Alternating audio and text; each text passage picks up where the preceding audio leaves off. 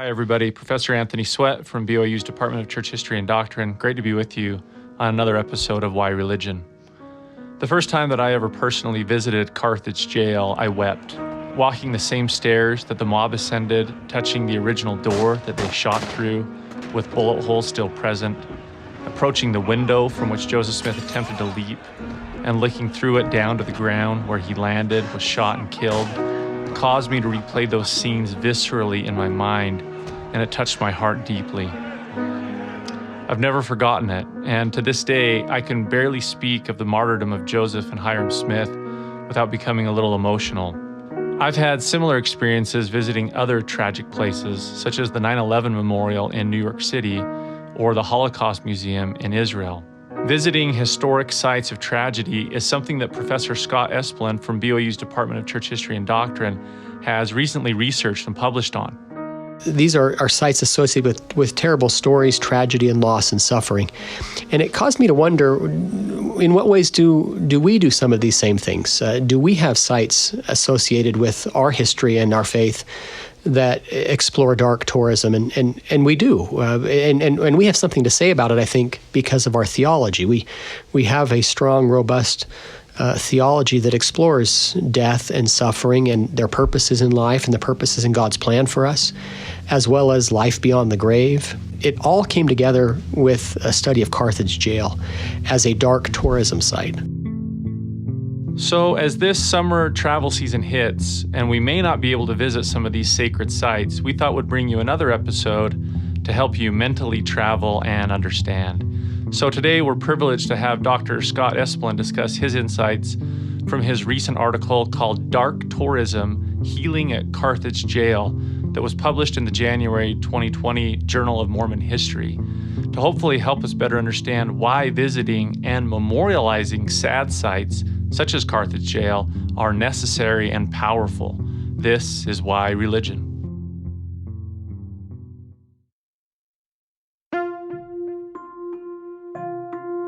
Each year, religion professors at Brigham Young University produce hundreds of publications on subjects related to the Church of Jesus Christ of Latter-day Saints. This podcast brings this research into one place to enlighten the everyday seeker of truth. Seek learning, even by study and also by faith. Interviewing the author, we discuss why this study was done, why it matters, and why the professor chooses to be both a scholar and a disciple. This is Why Religion. Research to enlighten your mind.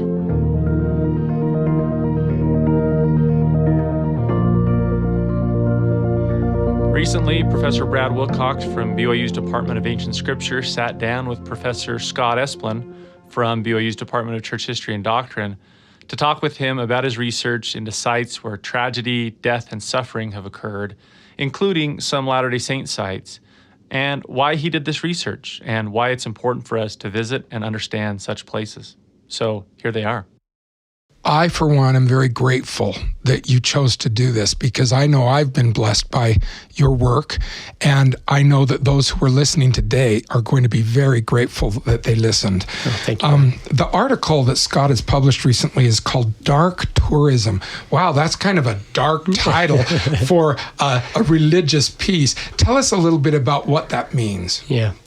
So this article, and it appears in the Journal of Mormon History, is where the article is published, is an outgrowth of a line of research I've been exploring for several years now.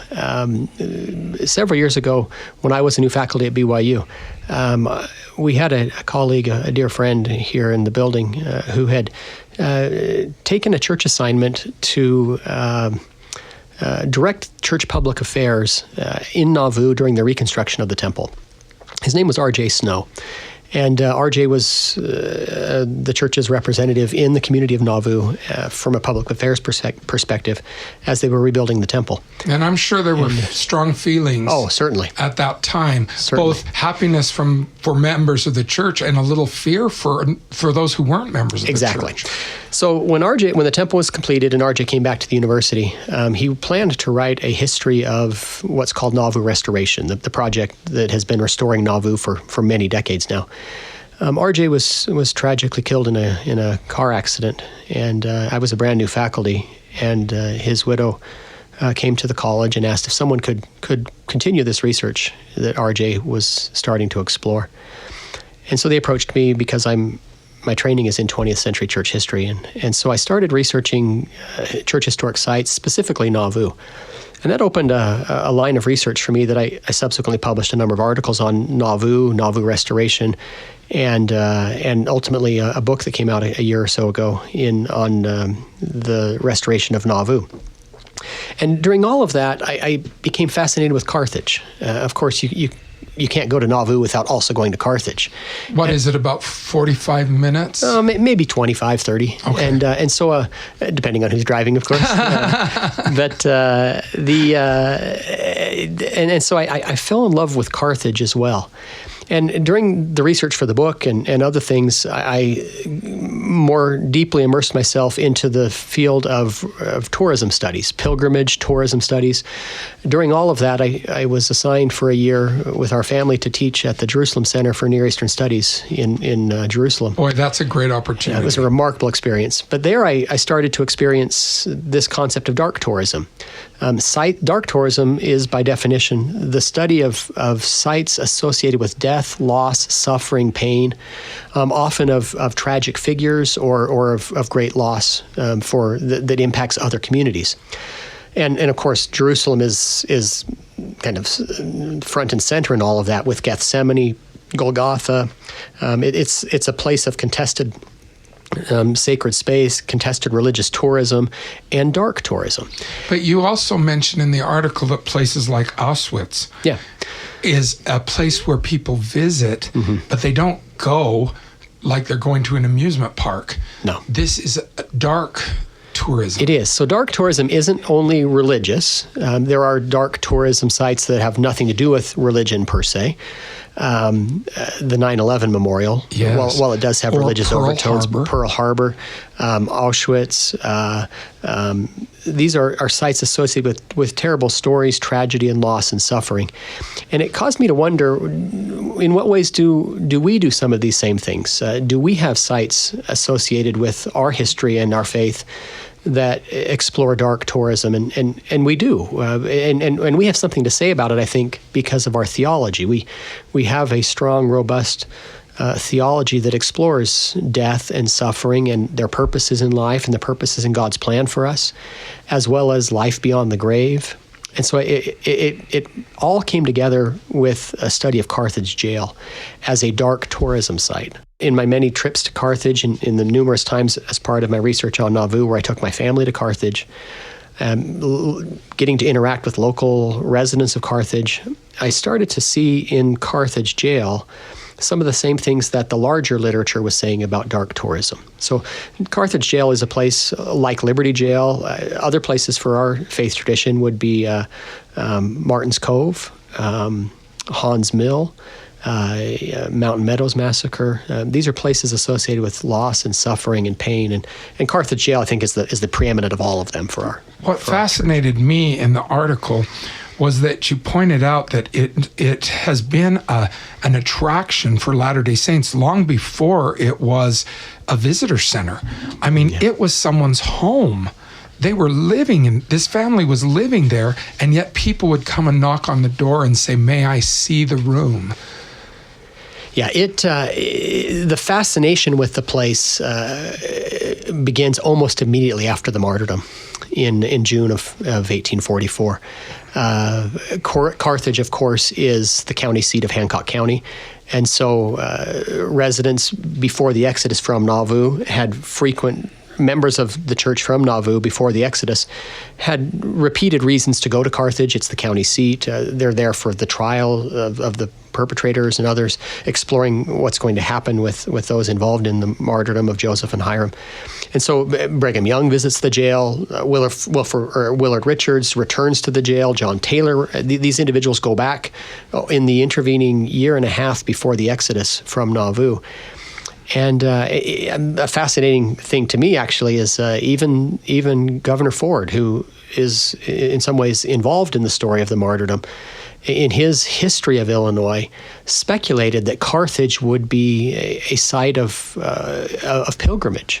He compares it to some of the classical pilgrimage sites of of the era of Christianity. Compares it to the Garden of Gethsemane, to the Mount of Olives, to Calvary for the Christian, for a Muslim, to Mecca and Medina. And that year living in Jerusalem solidified a lot of this for me, helped me realize that Gethsemane, Calvary, the sites we associate with the Savior, aren't too different from sites that we associate with the ministry of Joseph Smith. And in fact, I love that connection in section 135 when it makes a similar parallel. Joseph Smith, the prophet and seer of the Lord, has done more, save Jesus only, for the salvation of men in this world than any other man that ever lived in it. And in the sites of both of their respective deaths, they share this connection in pilgrimage. And I have felt the Spirit in Jerusalem.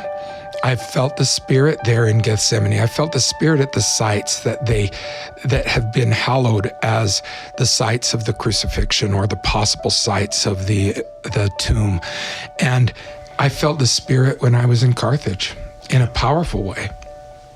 You know, in fact, that was one of the things, for me, one of the greatest takeaways in studying Carthage. I loved just reflecting in the jail. I got there enough times meeting with local residents, local city officials, or others. I love to go to the jail, especially in seasons when it's not busy. Get away from, go to Carthage when it's not June or July. I took on one occasion my son. He was at the time maybe, 6 or 7.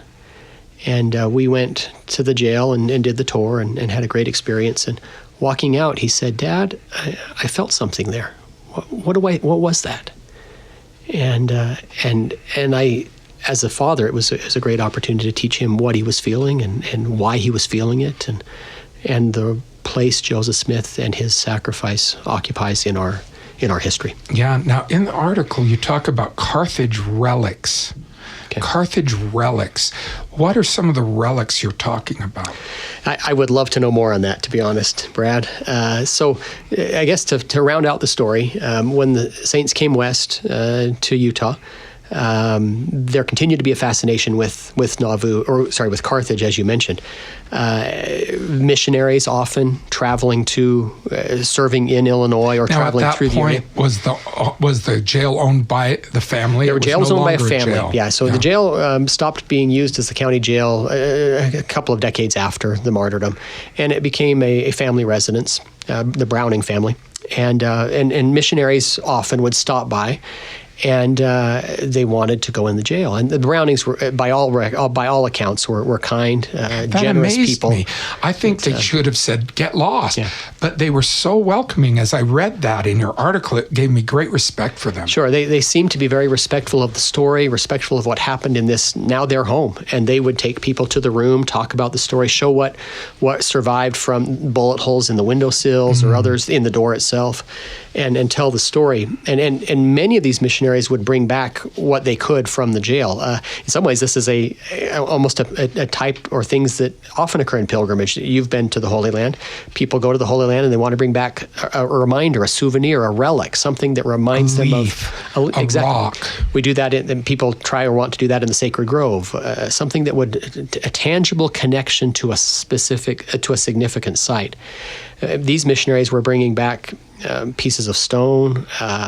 They were bringing back often leaves. There were some plants, some flowers that Mrs. Browning had planted outside the window where Joseph fell, and they would bring back seeds from those flowers, hoping, I think, to try to get them to grow in Utah. And I don't know, again... Just to have a connection. A connection. Where I'd like to know more, in the Deseret News, about a decade after we'd been in Utah, they had a territorial fair, and in the report of the fair, the newspaper account said that some of the most visited exhibits were the souvenirs missionaries had brought from their worldwide travels. But then it says the most fascinating exhibit and the most interesting for the visitors was the exhibit of the Carthage relics. And it just calls them the Carthage relics as if everyone knows what those are. And I'd love to know more. From the Titanic, these things were lifted from the ocean, and we want to go see a piece of a broken plate. So something came west, and I haven't yet been able to figure out what that is, but they call them the Carthage relics. So some of these are missionary brought things, but they were being exhibited here in the fair in Utah. Interesting. Now, in the article, you talk about how President Joseph F. Smith made a visit to Western Illinois, and when he was returning from a European tour, and he went to the jail, and it says he recounted his memories of the martyrdom of his father. Wow, how incredible that would have been to be there with him. But it says he put his hands over his face and convulsively wept.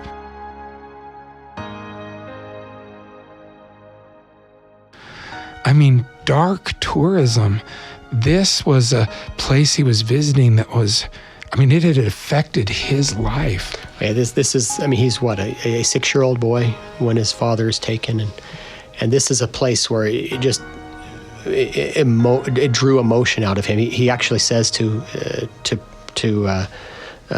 Charles Nibley, who's with him at the time, later presiding bishop, but he says to Charles, "Get me out of here. I just can't stand the feeling here."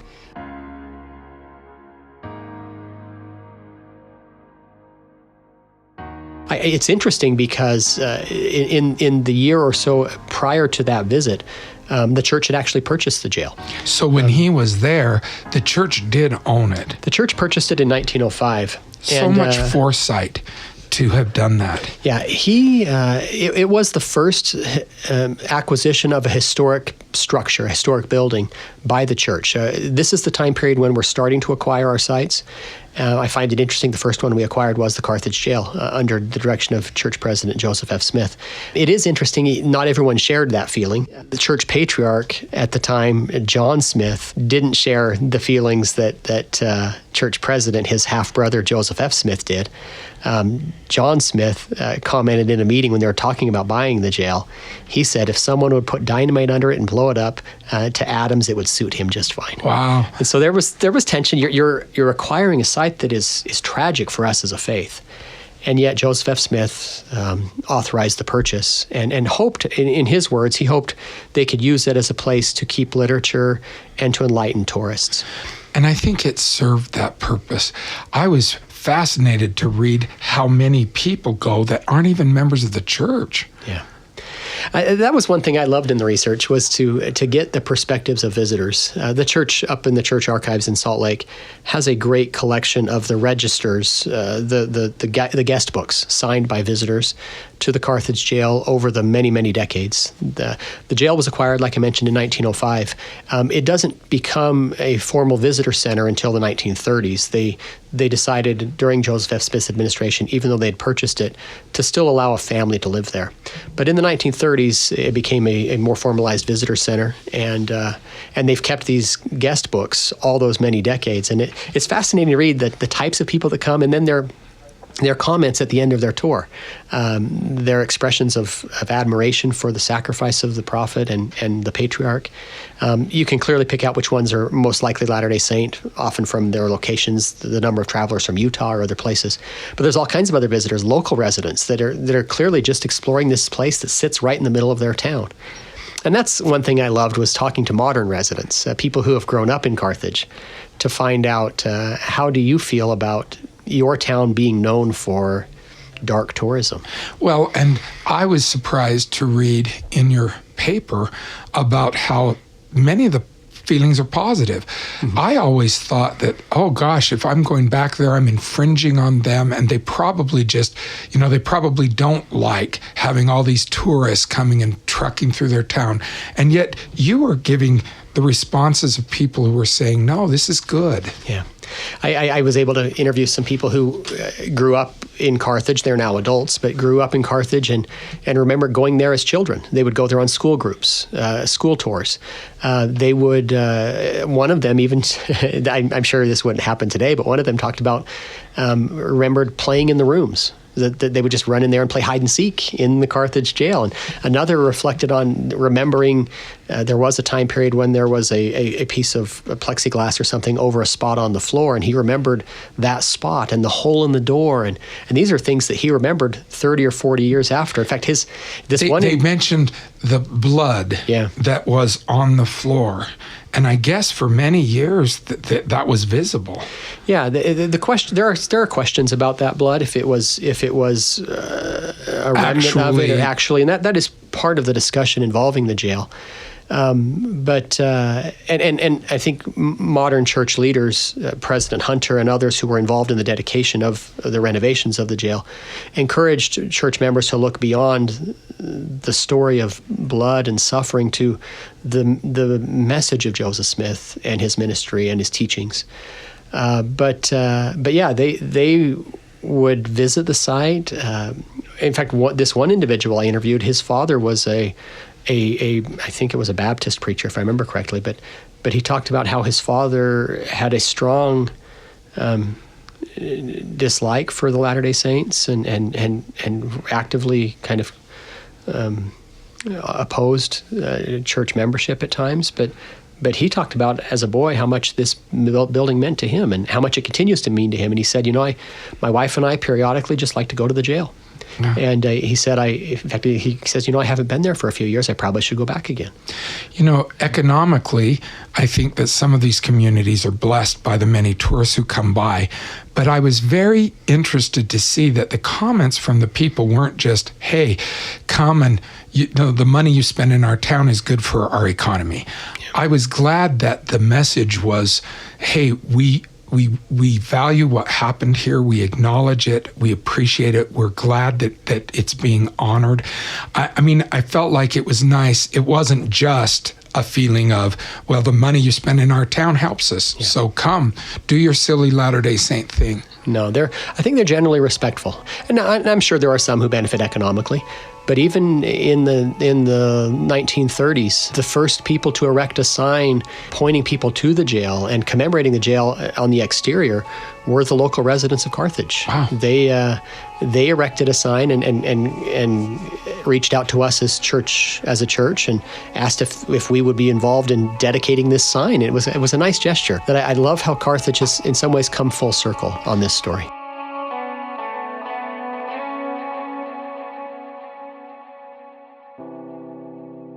If you're interested in more peer-reviewed, high-quality gospel scholarship about Latter-day Saint history, doctrine, or practice, such as this research by Scott Esplin, BOU's Religious Studies Center is a great place to check out. And by the way, Scott Esplin is the director of the Religious Studies Center. As we get ready to study the book of Alma as a church through the Come Follow Me curriculum, there's a great new book that's just come out called Give Ear to My Words, Text and Context of Alma 36 through 42. This volume compiles essays given at the 48th Annual BYU Sidney B. Sperry Symposium. Drawing on both academic training and dedicated study of scriptures, the authors in this volume provide valuable new context to understand Alma's doctrinal expositions in his letters to his sons. The broad range of topics covered and the contrasting perspectives provided will appeal to a broad audience and speak to many different people at many different levels. Check it out and pick it up at rsc.byu.edu.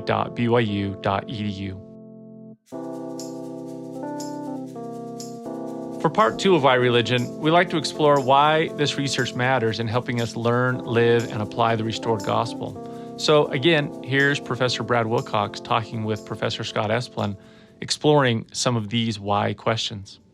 Well, I want to go beyond the fact that this is interesting and fascinating. And I want you to explain why this matters. This is great research that you've done, but why does this matter to members of the church? Why is it important for us to know about these roots? That's a great question, Brad. And I don't know that in the article I explore that as much as I maybe should have or wished I could have. I believe in the spirit of place. I believe that we have a theology that in some ways supports the concept of sacred space. We have scriptures that talk about standing in holy places. Yes. I think sometimes holy places are sanctified by individuals who have lived there, people who have sacrificed there. And maybe just a quick story. I grew up in Ohio. My dad was an institute director in Ohio, and we made repeated trips as a family or as youth groups or in other ways to the Kirtland Temple or to the Whitney store. And I think I cut my earliest testimonies on visits to historic sites. My earliest religious memories, my earliest spiritual memories involve Kirtland. They involve family trips we'd make to Nauvoo or Carthage or Palmyra or other places. If I were to go back to my earliest embedded memories of my testimony, they involve specific places, and they involve places involving church history. And I think that's in part what caused me to become a church historian, to become someone who studies and teaches in the Department of Church History and Doctrine. We have a theology that supports sacred space. We don't do formal pilgrimage in the sense that, unlike some faiths, we don't believe that pilgrimage brings specific blessings or it's not looked on as a requirement. It's not a sacrament for us, using that term, a sacramental experience. It's not a requirement like it might be for someone who's in Islam or others. Catholicism has a strong pilgrimage tradition as well. But informally we do it. I think we're drawn to these places. Many Latter-day Saints want to go to the sacred grove. They want to have an experience like the boy prophet did. They want to go to the Hill Cumorah. They want to go to Jerusalem. They want to go to Liberty Jail. They feel something there, and I felt that as a boy, and I want readers to feel that. And then, but I also want them to know how these sites were acquired and how they've been changed over time. Elder D. Todd Christofferson shares a beautiful experience as a young man going to the Sacred Grove and wanting so desperately to have that spiritual confirmation there and feeling disappointed when it didn't come. He says later the confirmation came in his own home, in his own bedroom. The confirmation came, but he was disappointed that it hadn't come in the Sacred Grove. But later he says, I realized that I didn't have to be in a sacred grove to have a sacred experience. And I think there are people all over the church who would love the opportunity to come to these places, but they don't have to in order to feel a confirmation of the truthfulness of the restored gospel. But when we do have that opportunity, it can strengthen the testimony that we have.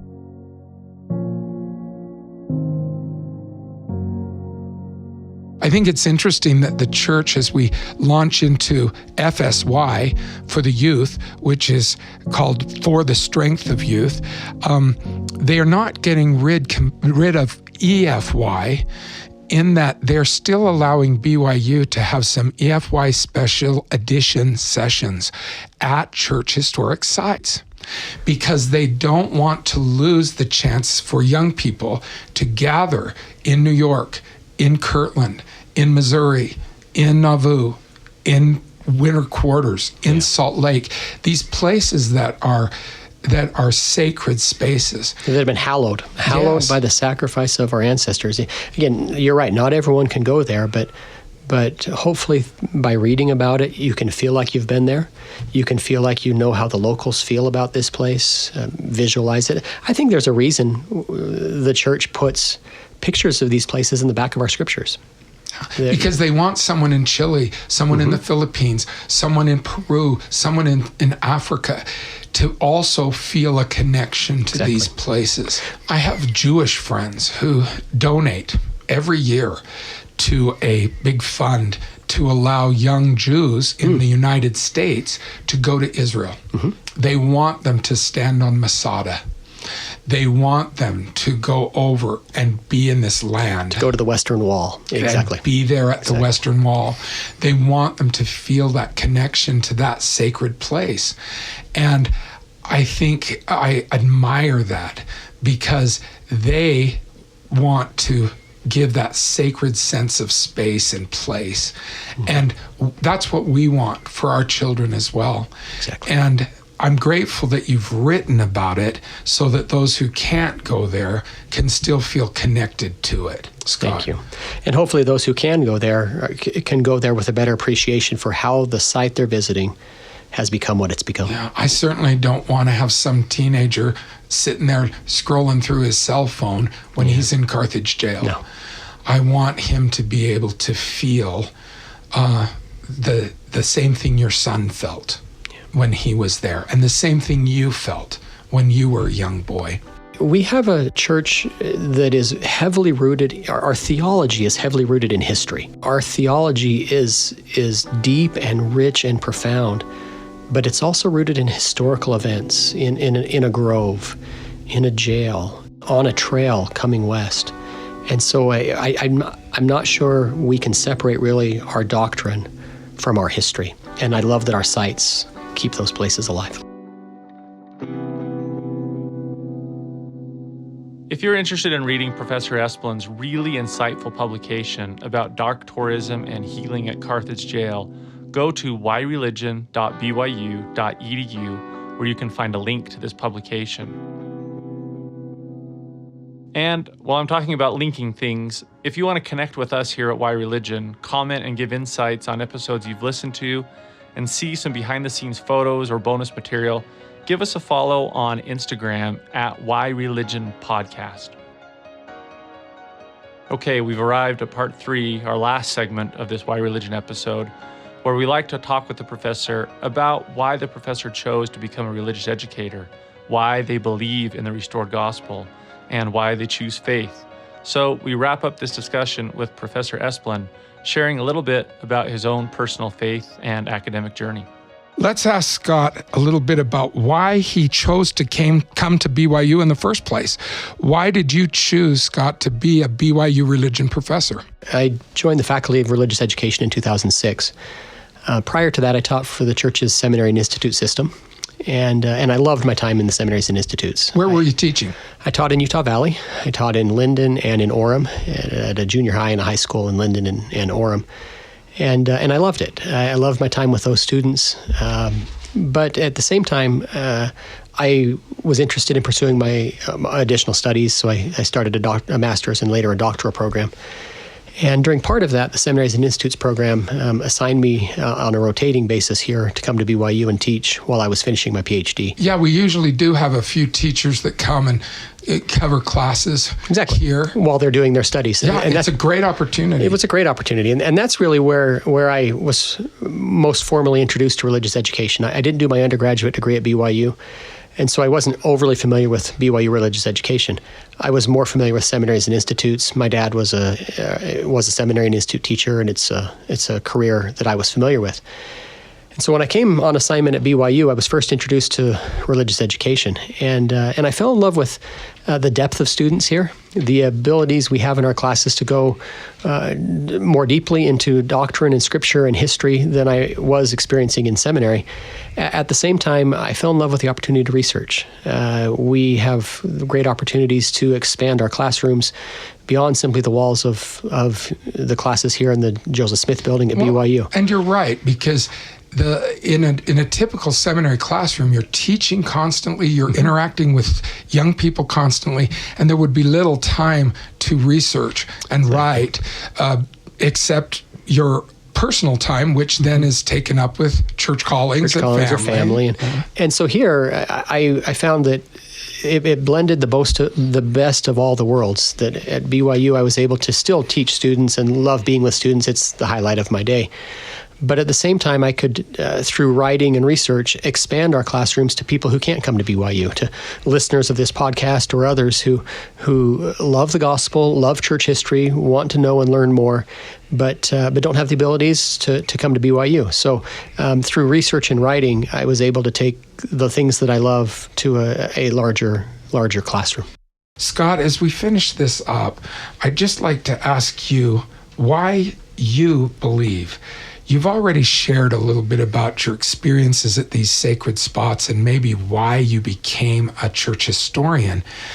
But in a day when so many people who are intellectual, so many historians are choosing to walk away from their faith, What keeps you grounded in the restoration? What keeps you strong in your faith? Why do you believe?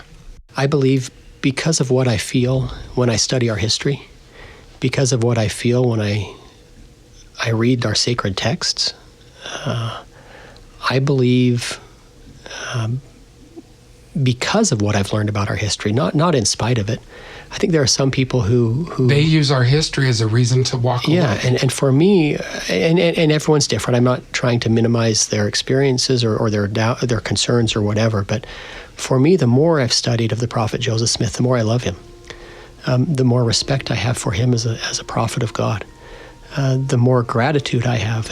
I tell my students occasionally, everything I hold dear, everything I love, the family that I cherish, the wife that I love, the children that we share, the chance to be with that family for eternity, the priesthood that I'm blessed to be able to bear, the mission that I served, the job that I adore, everything that I love somehow touches Joseph Smith, somehow touches the restoration, somehow touches the work that God and his Holy Son did through that man.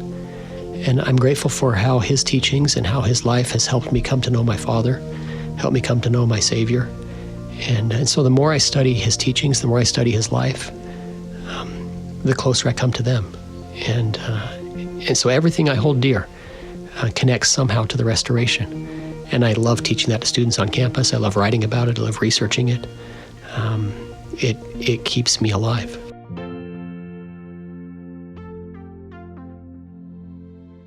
Thank you for listening to Why Religion. This podcast is a production of religious education at Brigham Young University in Provo, Utah. My name is Anthony Sweat. I'm the executive producer. The Why Religion podcast team also includes from Brigham Young University professors Brad Wilcox, Casey Griffiths, and Ryan Sharp. Recording and mixing were done by BYU students Mitchell Bashford and Connor Miller. Say hi, Mitchell and Connor. Hey guys. Hi. Original music and scoring for Why Religion podcast was created by the fabulous BYU student musicians Grant Cagle, Sam Clausen, Colette Jones, and Alistair Scheuermann. If you enjoy what you've heard, please like and subscribe to Why Religion on wherever you get your podcasts and leave us a rating. It really helps. And join us next time as we continue to bring the everyday Latter-day Saint fascinating gospel studies done by Brigham Young University religion professors to enlighten your mind and strengthen your faith.